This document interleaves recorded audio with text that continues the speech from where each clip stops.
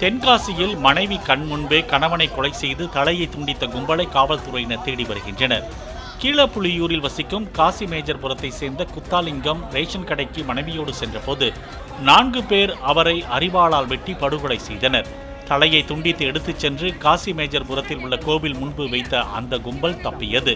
3 மாதங்களுக்கு முன்பு காசி மேஜர்புரத்தில் திருமண பேனர் வைப்பதில் ஏற்பட்ட தகராறில் பட்டுராஜ் என்பவர் கொல்லப்பட்டதற்கு பழிவாங்க குத்தாலிங்கம் கொல்லப்பட்டிருக்கலாம் என காவல்துறையினர் சந்தேகிக்கின்றனர்.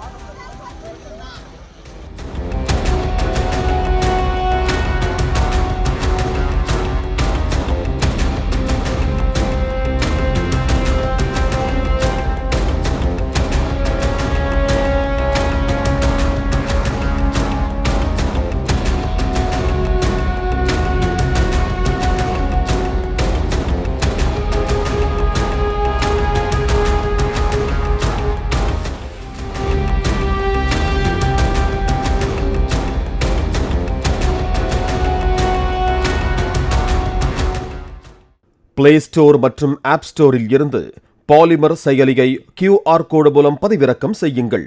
செய்திகளை உடனுக்குடன் பெறுங்கள்.